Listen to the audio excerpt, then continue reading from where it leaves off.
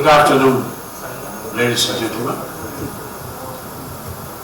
Generally, I always believe that post-lunch session is a very difficult session, both for the speakers and for the audience. I'm sure we will try to make it as interesting as possible to ensure that the audience attention is there. And as the lunch got delayed, we have been requested to squeeze the time as much as possible. I'm sure we will try our best to do that.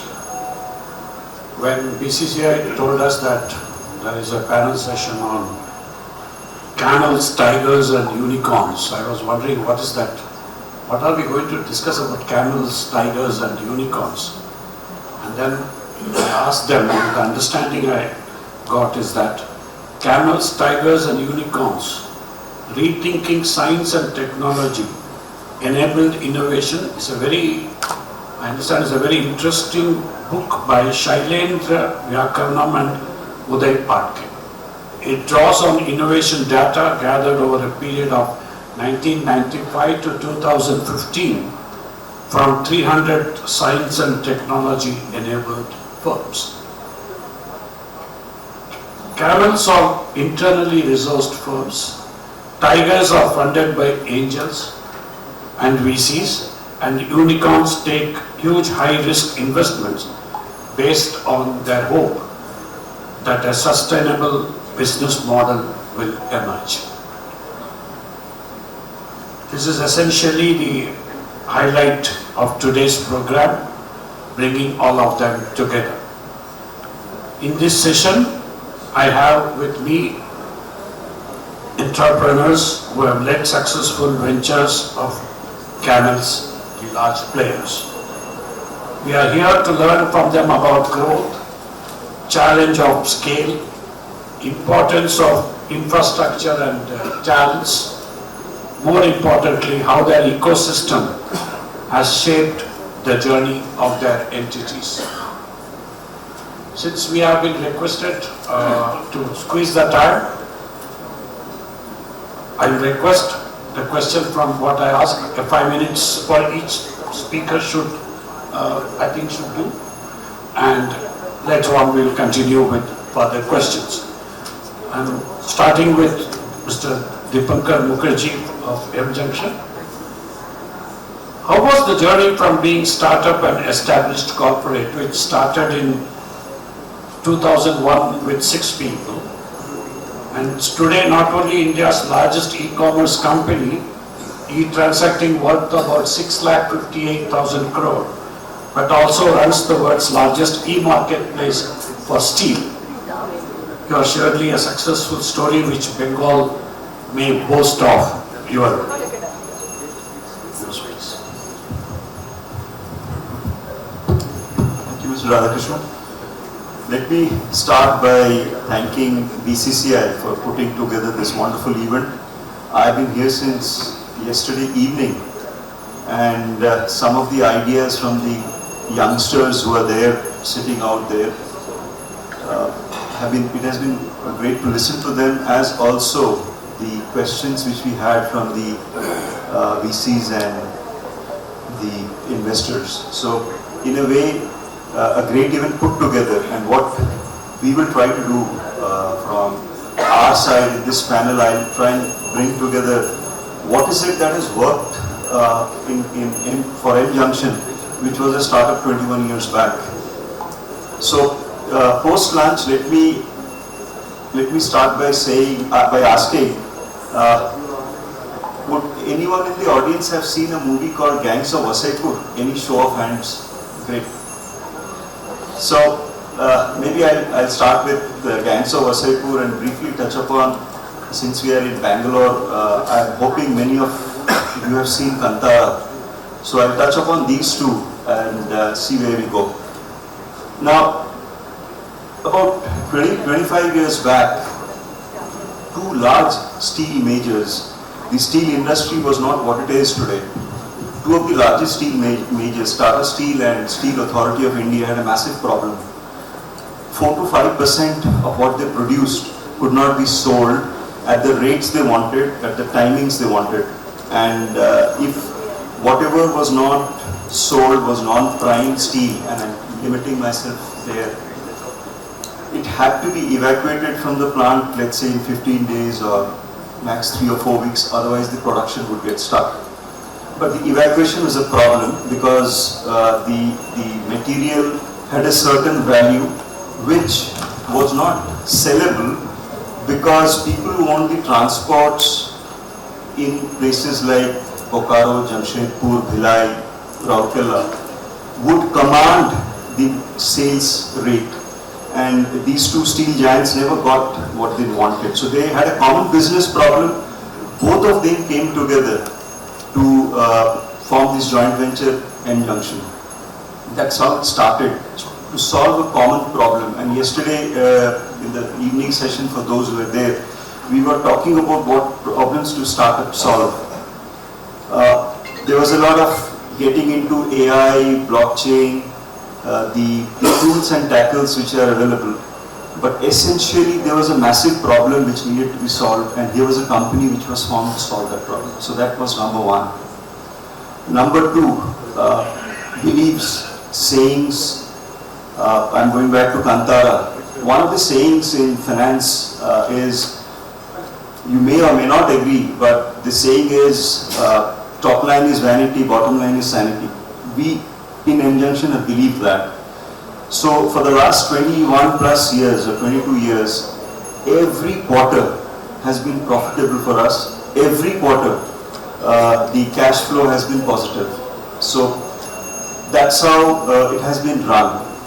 Now coming to what are the things which worked, and we have limited time here, I'll pick up the top 3 things which worked. One was governance. We were able to produce balance sheets almost on a monthly basis. Our CFO is here, will be speaking later. So the governance was very, very high, and it has been there throughout. The second thing is, the company was did something right in the product strategy itself. So lots of technology-based innovation was done. Products were launched when the markets needed them.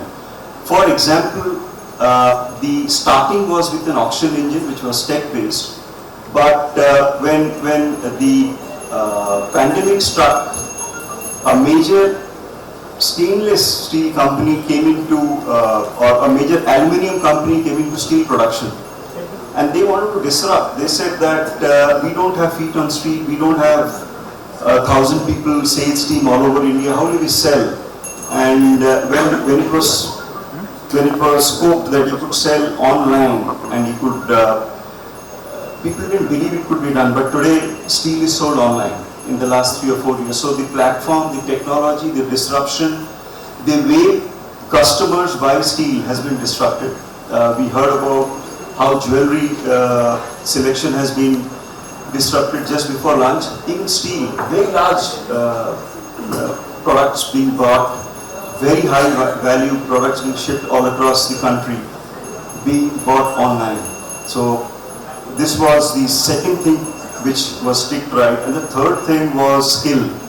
I think that's the other thing which the company has, whenever they've invested in getting the right skills, whether it's tech platforms, whether it is human resources, they have been brought in with utmost care and nurtured to where they are right now.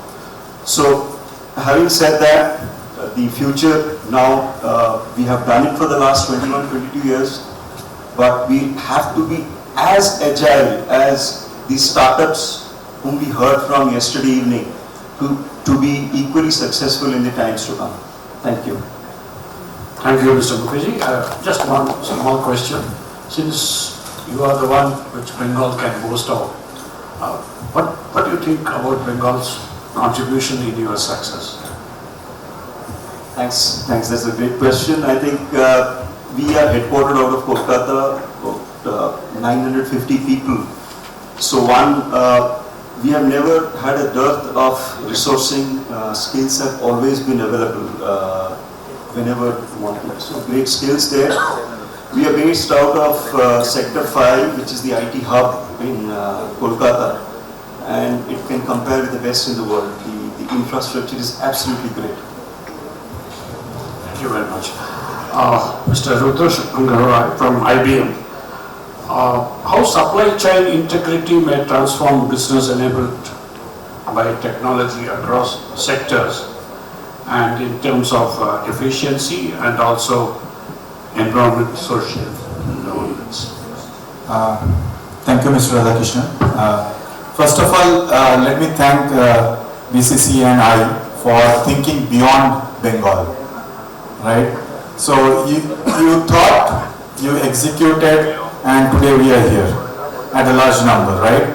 So something I think is the first of its kind when BCCI is having such kind of tech event, tech summit beyond Bengal, right? So we are bringing all the good vibes of Bengal to Bangalore, and what we say, Bengal Uru. That's what Bangalore stands for. And this is an exchange of thoughts, right? So that's where, as Mr. Mukherjee mentioned, so being a hardcore steel maker. So I started my journey in Tata Steel, being a metallurgist, and then I moved to various steel companies before I joined IBM. And what I learned, that shop floor, when you are working in the shop floor, the first thing, if you don't understand the process, that's what I can advise to many of the startup companies. If you don't know the process, don't bring the technology in. So process has to be defined, process has to be governed. That's what I learned from Dr. B. Mathuraman in Tata Steel. He was a mine manager.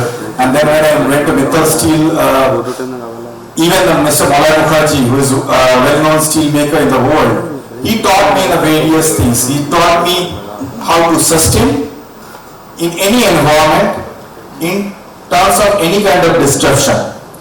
So we have seen the recession of the steel industries, we have seen the many industries. So now coming back to one of the things that what I have learned from my preschool in Harvard.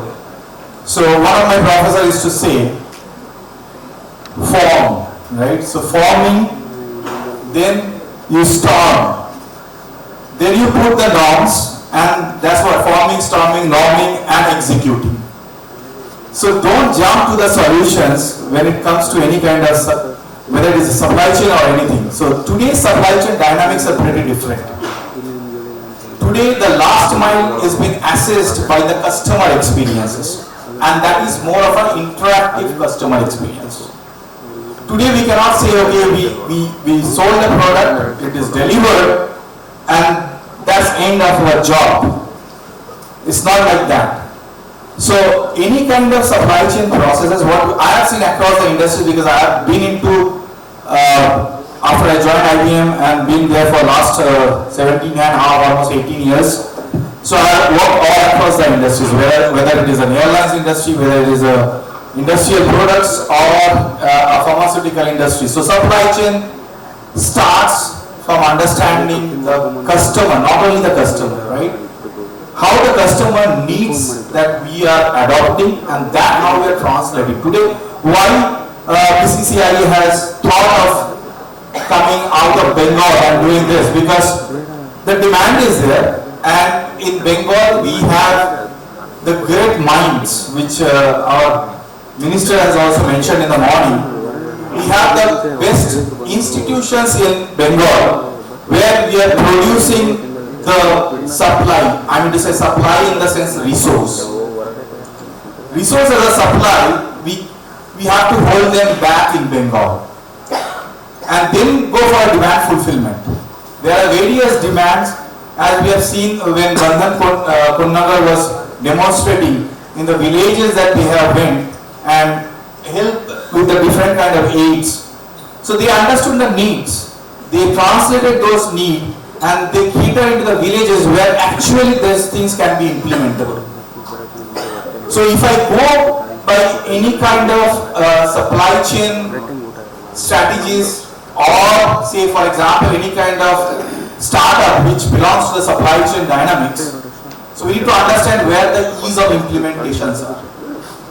So if we don't understand the 2x2 of ease of implementation and what is the benefit that is coming out of it, then there is no point of doing that kind of project, to be honest. Unless and until we have a pinpoint solution for it, we are technocrats today, because by virtue of whatever it is because of the pandemic, now we know, okay, we are working from home, we are working from any places. So a steel plant can be operated by sitting in Bangalore only.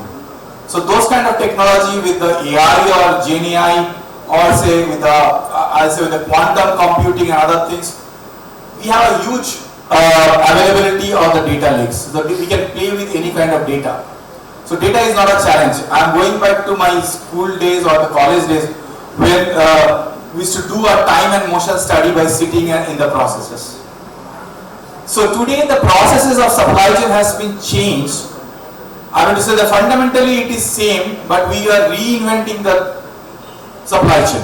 We are reimagining supply chain with the various enablement of the technologies. So today I don't have to go and sit in the process and understand the steel making process. I am just quoting to what Mr. Mukherjee has mentioned. So today the process mining technology, where we can understand the business processes by sitting in Bangalore or sitting in Bengal. It's not that we have to build the startup in any of the state. It is the startup has to be independent of state, first of all, which will cater globally. So that's where the flavor of supply chain comes into the play. So I thought of one of these things, and then we have, as I was mentioning, the supply of the resources from Bengal today is, I think, beyond many states, and we should thank to the system in Bengal, because the brains are in Bengal. How to protect those brains? That's up to the institutions, up to the opportunities. So how we can enable more opportunities in Bengal to the various supply chain or anything, because supply chain is for any organization, for any startup, supply chain is a backbone for any industry. So let's think loud on those lines, and I'll pass on to Mr. Radhakrishnan for the next one. Thank you, Mr. Roy. On the lighter side, good brains like you was also advising the Chief Minister of Karnataka, but not in West Bengal. So I think you should take. I have offered my service to Bengal, and it is up to the people to generate those thoughts. Thank you. Mr. Santamai Chatterjee from Bandhan Bank. How supply chain integrity can transform businesses enabled by technology, and what do you think are the opportunities of social capital ventures as a viable business? Thank you, and I'd like to start with the fact that kind of since yesterday, I'm not keeping work for certain reasons, so off and on I've been kind of sitting and working out, but when I've been here, whenever I've been here, it's audible now? So whenever I've been here, I was feeling very scared, because I've never been kind of surrounded by investors, venture capitalists in such a thick mass and density than ever. So just to give you a clue to what I'm going to speak about, you saw the movie and you thought, okay, it's a kind of an NGO, and Bandhan Konagar is a CSR arm of Bandhan Bank and Bandhan Group of companies, 4 different entities, mutual funds and all that.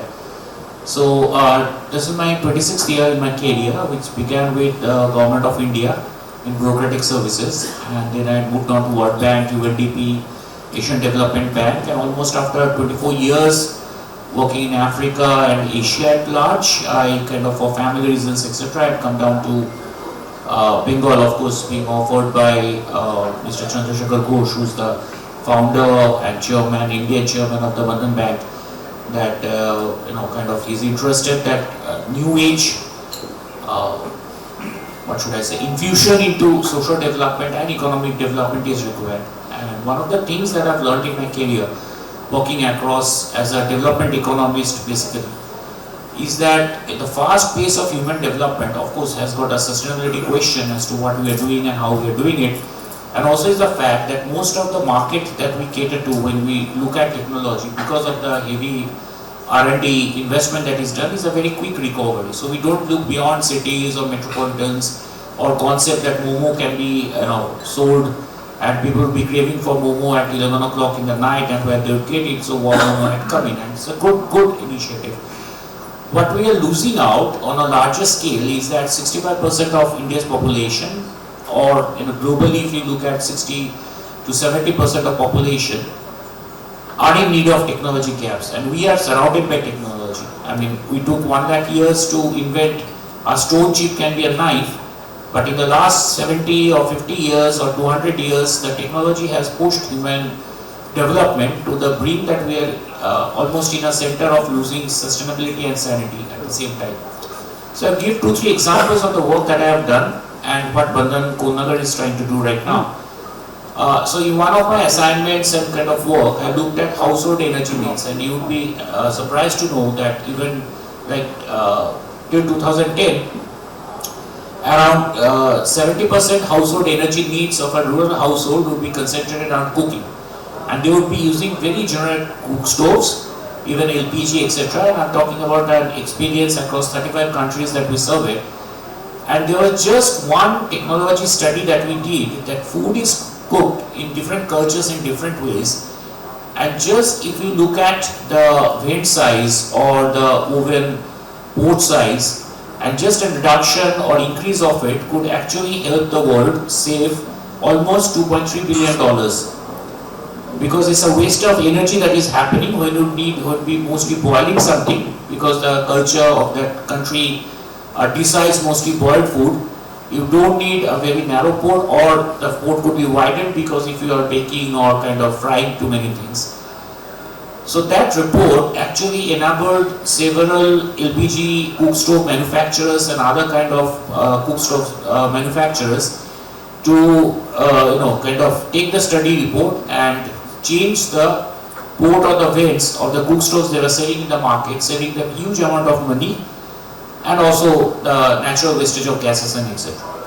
A current work that we are doing with government of Bihar is with the state SRLM or Jivika, is we have around 6 lakh or 600,000 SHGs, and each SHG is comprised of 10 women, rural women, and we are transforming them into entrepreneurs. And within that, I felt that there is a huge need of a digital support solution which would be GPS enabled, where the women in the simple Bhojpuri or Hindi can actually take kind of cognition and measurement of their investment and their daily earning and their stocks. And that includes rice to paddy to fish to kulhar to chatai, anything that they are making and is in stock with her, which can be picked up and taken to the aggregator and be sold. So we are calling this a DSS support solution. Now, if we are charging, if from a CSR end we have an IT team who's doing it and is trial and tested phase, and on the 10th I will be flying from here to Patna. The government of India is coming down. If they could use the portal and take it, because this would be the largest aggregation of rural products in the country, and totally to the state government. Now, as a CSR arm, we are offering and tested. We have spent around 3.5 crores in the last 2 years to develop this platform and try and test it that rural women can actually use it, who are very low literate, no numbers, very few insignificant things. But what we are creating is complete backward and forward linkages to the value chain, which can enable and generate an income and sustain Bihar's income to the tune of 22,000 crores in a year. Now, if I look at the start take-ups or people who are coming into angel investment, they would be speculating something very urban, cross fintech, and MSME, etc. Nobody thought that rural women can generate, and if you are looking at only 5 rupees a month, which they can easily pay, we are looking at a revenue generation of 2,000 crore plus in a year, which would automatically come through this investment. So there are similar experiments and trials that we are into, and that's one of the reasons why technology is very important to me, to support markets that do exist, but we don't see them because we are too engrossed with technology, which would sell and give us a first return, not a delayed return, but a more steady and sustainable market in the larger sense. And plus, understanding the supply chain is, as many speakers have already pointed out, it's knowing about the consumer and the consumer's needs, not only affordability, how they would like that platform or the application to run. And that's where I try to connect sustainable development, reduce wastages, both at resource level and at the financial level, and make it happen kind of a connect with a market which is very much there, huge demand is there, but we are yet not clear about that market segment needs, or we don't look at. So I think that's the reason why I'm here, because Bengal and East not only offers generosity in terms of talents, but the more unsaturated market or untapped market is there, the better it is, because you can start an experiment or pilot things with different already existing ideas or needs that are there in the segment. So whether it's education or agri-climate or it's value supply chain, transparency in supply chain, even a very simple software where small shop owners can easily keep their records has got a huge sales potential, and is going to help the economy at a large to be sustainable and also the development that India requires. So that's a pitch I think one should think of, try to look at, and that's what the work there should be. Thank you, Mr. Chatterjee. Mr. Shankar Ghosh, Managing Director of Accenture. Mr. Ghosh, as you are of a global player, what is your experience with startups you have? Of that, some of them may not have even started their business venture. We'd like to know your experience. Thank you, Mr. Radhakrishnan. That's an excellent question. So first of all, at the inception, I would like to extend my congratulations for successfully organizing this very relevant topic, this seminar, and my thanks and gratitude to Bengal Chamber of Commerce and Industry. To focus on this question, first I would like to talk about that yesterday we have seen multiple different startups presenting, and obviously today the next generation technology, whether you talk about generative AI or the blockchain or the quantum computing or the science tech, all this, or AR, VR, metaverse, what we call it, all these next generation technologies are augmenting the success of the startup. But why? This is because most of the global companies like us, and no industry is an exception, the global companies are heading towards a future which is very different, very, very different from the one they are designed to operate in. And therefore, very true that they need to become, every business, what we call it, every business is technology business, and they need to become an organization to adopt it fast. So pandemic has shown us that technology is the lifeline for economies, for government, for industries, for society, and for the people. And also it has pressed a giant fast forward button. If you think about 2011 to 2016, there is a global disruption index which is based on economical, geopolitical, social, the consumer, technology, multiple different factors. But that global disruption index between 2011 to 2016, it moved up by 4%, only 4%. And can you imagine the next 5 years, 2017 to 2022, what that percentage was?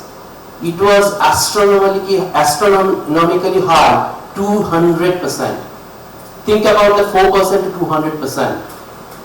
And that's where, prior to pandemic, we did a research for 20 different industries across 25 different countries, interviewing close to 800 plus CXOs, and we realized that every industry, there are few companies who are actually growing 200% of their peer group. And guess what? That 2x growth post-pandemic we repeated that research, and that 2x growth has become 5x growth. So essentially, what is the secret sauce that, in the same industry, few set of companies are growing 5 times faster than the peer group? Because those companies are consistently addressing a phenomena, what we call innovation achievement gap. And how they are actually addressing this innovation achievement gap? By reimagining their business as a technology business. So that's why I call it every business is a technology business, and that is where these companies are leveraging technology to achieve technology-led the business value creation. Coming back to this question, in my role I get to work with global startups because I am responsible to nurture open innovation and drive open innovation into our client solution. And therefore, globally across 52 countries, including India, I get to work with many startups. So I'll give you 2 examples. 4 months back, we invested, the startups, they go through Series A, Series B, Series C, different series of funding. So we invested to a startup, and this is an example of a global startup. A startup name is Verdonomy, and they are in the medtech, the medical technology segment.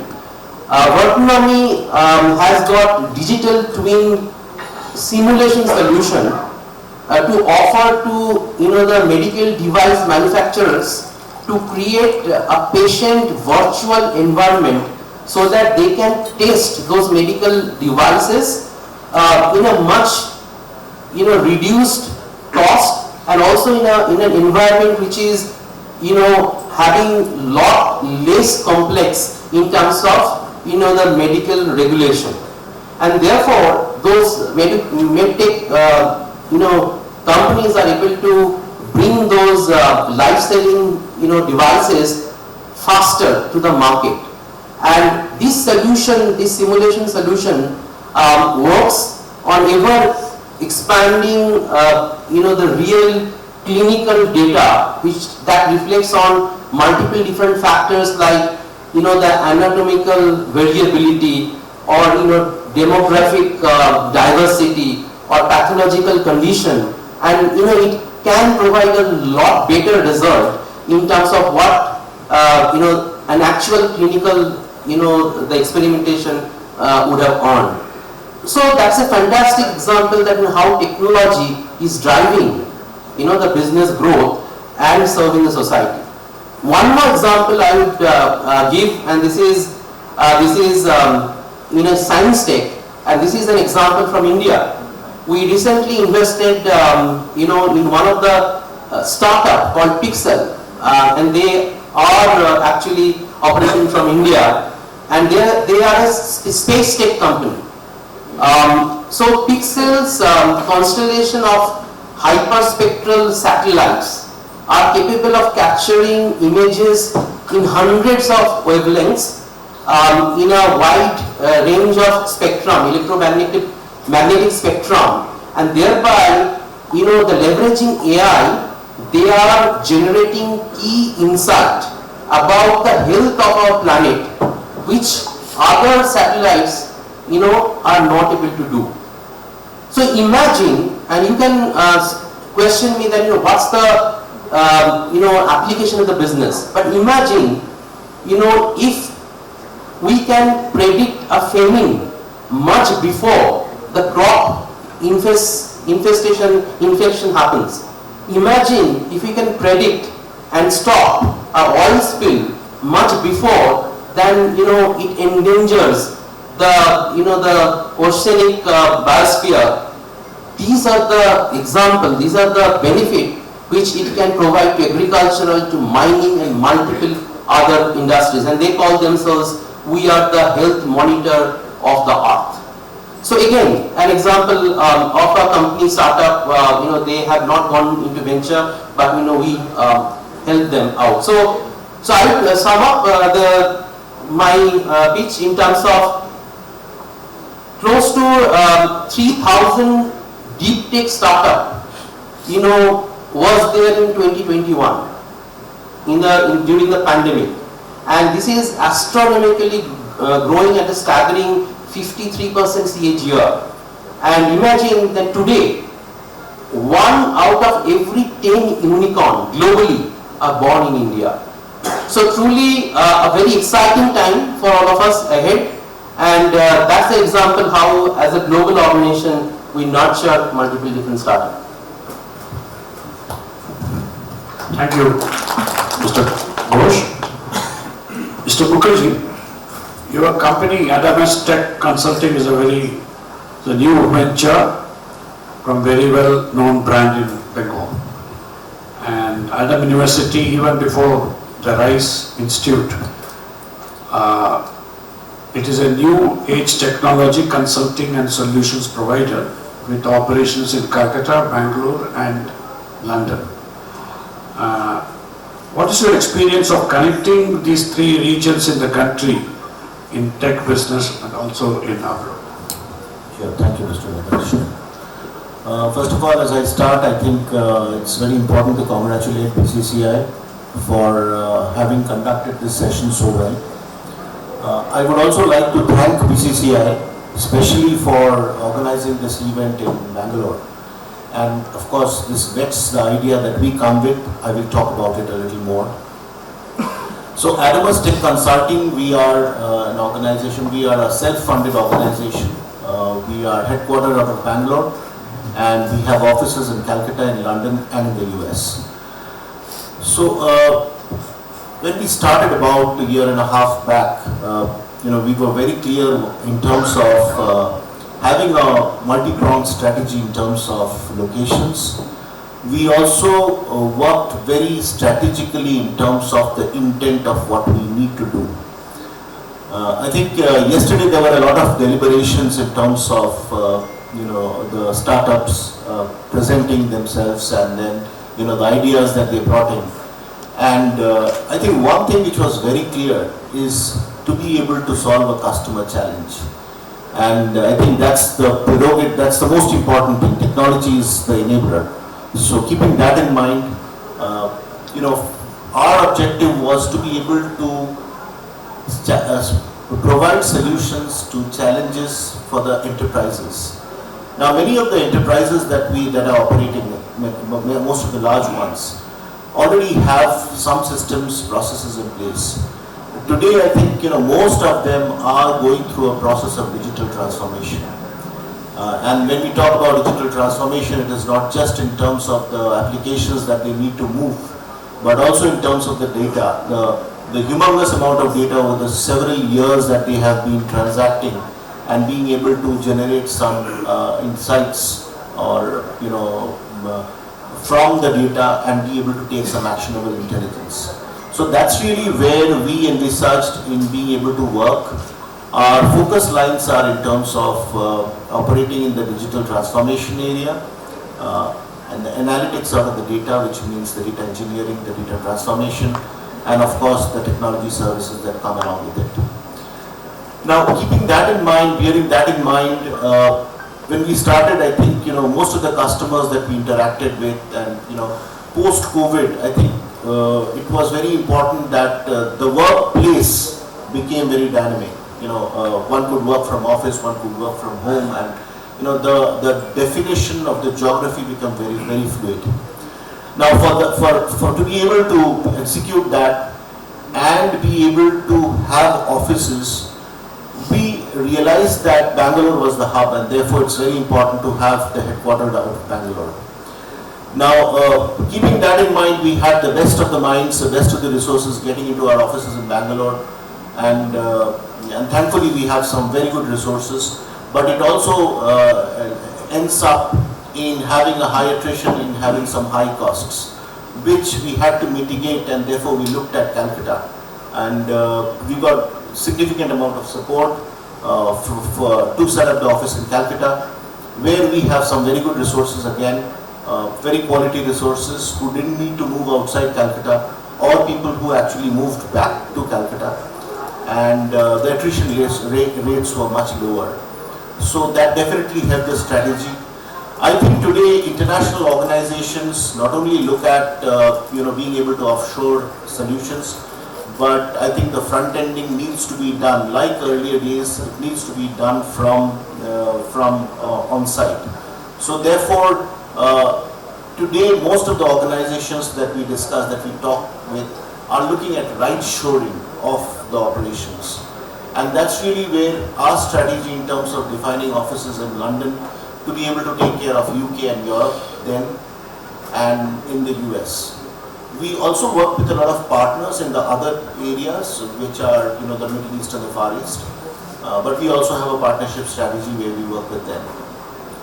So that's one of the important things I think, and that talks about where we have our offices and what we are doing.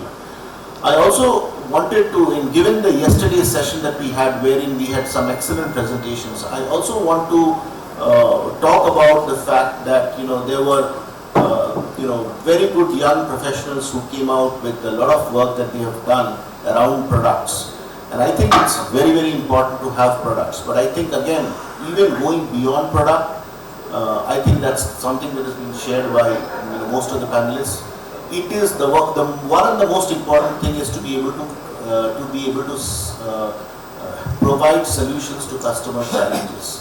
And given the fact that most of the customers today already have some sort of systems and some sort of technologies in place, I think it's even more important to understand deep within the customer space in terms of what they are doing, and based on that being able to provide solutions, which would obviously entail some amount of technology. It could be, it could be relating to the data, it could be relating to an e-commerce platform or a solution.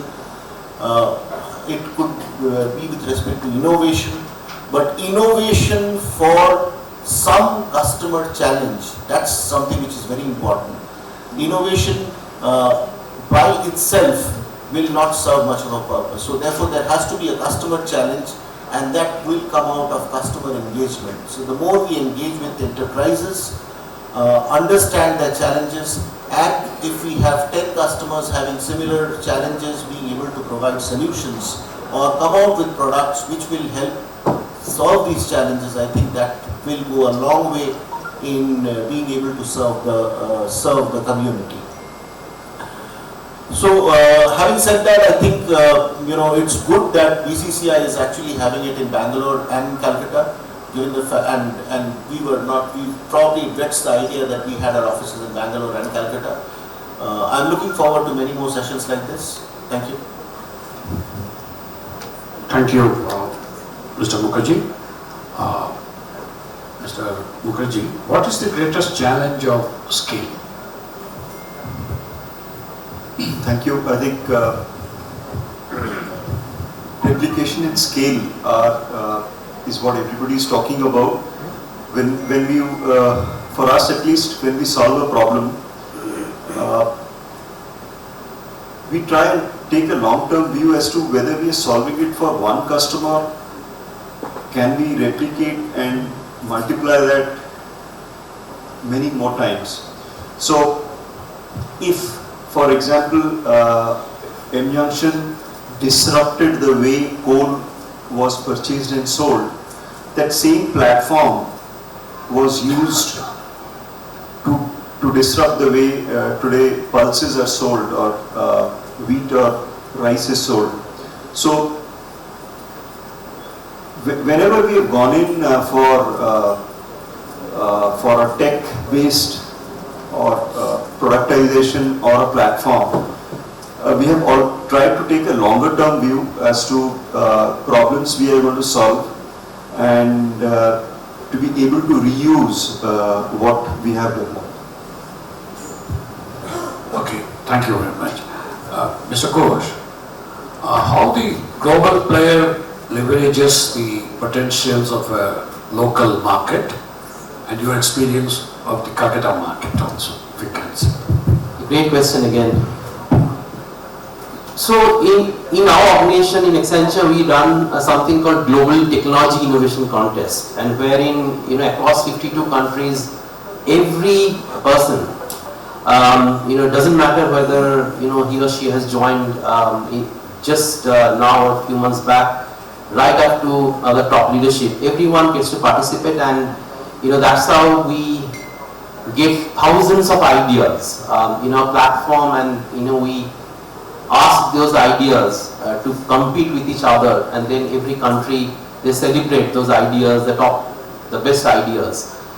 But it is not about our own talent. We also provide equal opportunity to startups, and therefore we also have something called Project Spotlight, wherein we help them to get to innovation challenge and showcase their offering, and we as a large organization, we act as how we can help them to increase their market, how we can connect them to our clients, and that's how we can drive open innovation. But coming to the point, I also chair in CRI Eastern Region, I chair the Startup Task Force, and as a result in Eastern Region, I'm trying to create an ecosystem, because one thing I strongly believe, that none of us is as smart as all of us together, and that ecosystem is which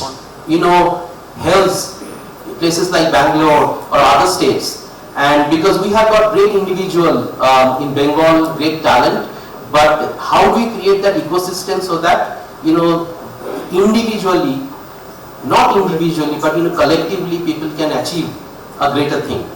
So I would like to give a couple of things. In our organization also, during last 3 years, we focused in terms of growing Kolkata operation, and we grew 3x in 3 years. Okay, so essentially that is one thing. Second thing, tremendous amount of intellect which is available in West Bengal, in Kolkata, and various other cities as well. And that talent, once we nurture, we also see that higher level of talent engagement leading to much lower attrition as compared to other states. One thing I can say definitely, that in Kolkata, the attrition is 400 to 500 basis points lower than Bangalore or Hyderabad. And that's a great thing for any client, because you do not lose talent. Okay, it creates a disruption in their organization. So that's a great plus for Kolkata. And I would like to also, again, since we are talking about startup, you would not believe that world's first cost-effective, premier quality, electric vehicle compatible, 100% biodegradable grease is invented by a startup in Kolkata last year. Okay, and within just 1 year, they are selling to 5 different states within just 1 year.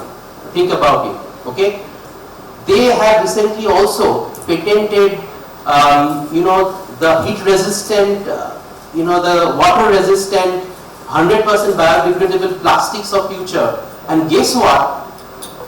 They are capable of producing that plastic of future at the same price of a petrol-based plastic, which developed country, developed economy, even United States couldn't do. It happened in Kolkata. Okay, so there are great things, and I can go on like this. There's a startup called Theta One. They are actually working with generative AI and blockchain.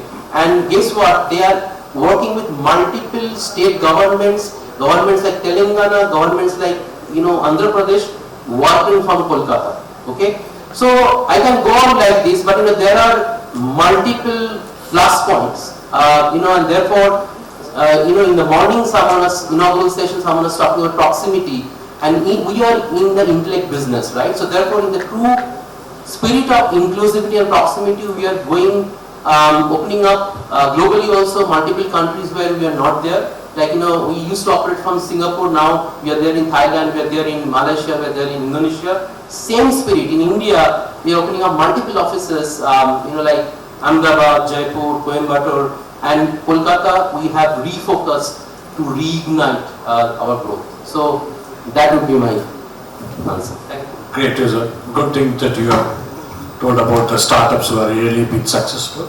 I think Bengal Chamber should arrange for getting all these startups and give a presentation to all the young startups so that they get encouraged and do the best. Mr. Chatterjee, can you say what's your take on technology for good? I think that's a very big question, and technology for good is something which helps the world to take a quantum leap. So that can be in any sector, whether it's energy, whether it's in financial matters, value chain, supply chain. The point to me is, when I'm looking at good, it's not restricted to a certain criteria or a certain market. There has to be a spillover and adaptability and customer focused. And when I say customer focused, it should be having a sustainable solution in mind in resolving the issue, so that there can be next gen, of course, because things are developing. But good should be looking at not creating something for a very small market, creating a lot of waste, which is kind of going into like microplastics into the ocean. So in a sense, it is about caring and taking care of business, taking care of solutions, affordability and accessibility, but at a larger scale, and then the replicability is for good. Thank you. Thank you. Mr. Roy, can I ask you importance of the due diligence on the supply chain in the export market? Okay, first of all, I am not pitching for my current organization because I am not representing my current organization over here.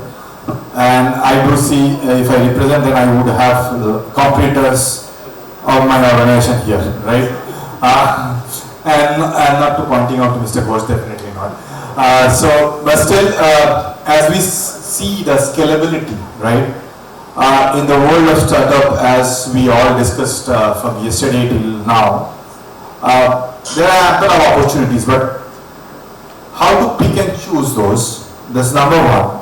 How, when we are going for due diligence, as I mentioned earlier also, in terms of, first of all, we need to know the existence of those kind of startup ideas, or there is an exchange program. As in the yesterday also we have discussed of the exchange program. I think there's a point where we should understand who are the players across the world in the startup and what is their brainchild is on it. If there is something which is similar in the way that I am thinking today to build up, like for Sagar Darayani, he is a junior, I would say college mate of mine from St. Xavier's, Calcutta. We know what Sagar did. We know what Debashis from Charman did. He is also a Xaverian, by the way. So there are understanding of those things. If we know that okay, this many startups, their thought process are on those lines, and if that can be replicated in some means, if those kind of due diligence can be done. I think as an entrepreneur, I always salute to Mr. Mittal, because that's where I have learned a lot from Mr. Ellen Mittal in my career with Mittal Steel, to be honest. I go back a little bit, I step back and I saw and I've been experienced those. So I think that's where the learning by experience stands today. He used to pick up the plans which was non-operational. And from those plans, we have seen how the highest quality of the steel were produced in the world. And the applicability of those steels, because if something is getting produced in Mexico, we used to understand the market of the Mexico. So basically what I mean to say here, understanding the aspect in terms of your visioning the go-to-market strategy. Today we can build many startups, right? But implicability of those, that has to be a part of the first due diligence things, that what I would foresee from today. The other thing, in terms of, as Mr. Ghosh mentioned, there are a lot of startups which he has mentored and all. He has seen more of people, those who have an inclination for understanding and translating those needs and in terms of the implementability, right? So that's one of the things, as Mr. Chatterjee also mentioned, sustainability of this. Today we have seen many startups have been formed, but how aggressively we are sustaining those. So today when I look in terms of the supply chain aspect, the dynamics of supply chain is more of sustainable supply chain or a predictable supply chain. So if we understand the predictability metrics, so we used to go, if I go back to the manufacturing days, so we are doing the automation at that point of time. Today the process are thinking beyond automated processes. Today people are thinking, I was just talking to some of my, I will not say the clients, but some of my connects, and today they were thinking how the last mile can be serviced through a robots or a drones. Today there are buildings in Europe and the organization is thinking, as a startup organization, they are thinking, my last mile should be serviced through a drone. I can get my delivery at the consignment to be at the doorstep in my balcony sitting at the 29th floor. So this kind of changes are having. So this is not a climatic change, I will say the change in supply chain. That's what we need to do all the due diligence for it. Thank you very much. Mr. Mukherjee, what do you think the new startups can learn from the entrepreneurs and the successful leaders in the new ventures like you? I think very pertinent question, sir. I think as a startup, one of the very, very important things is to remember, as already pointed out, the sustainability, the right thought, and the right idea, being able to translate it. But I think one, as an entrepreneur or as an entrepreneur investing into a startup and then being able to help grow the startup, the one and the most important thing that needs to be one bear in mind is cash.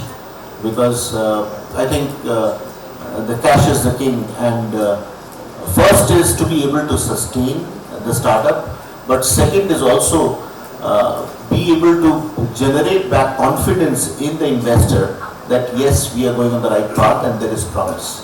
So I think that's something that I would point out is, there would always, in any journey, there would be certain low-hanging fruits. So I think it's very important to, pluck the low-hanging fruits, generate some cash, build confidence, which builds back onto the confidence of the investor in being able to confide in the organization, and that really generates the growth. Having said that, I think it's very important for me to point out that at least from a West Bengal perspective and from a Calcutta perspective, it's very important to build an ecosystem. And I think this has also been said, but I think an ecosystem not only in terms of investors, mentors and the startups, but I think an overall ecosystem wherein a startup can focus only on the idea and be able to move ahead with the idea.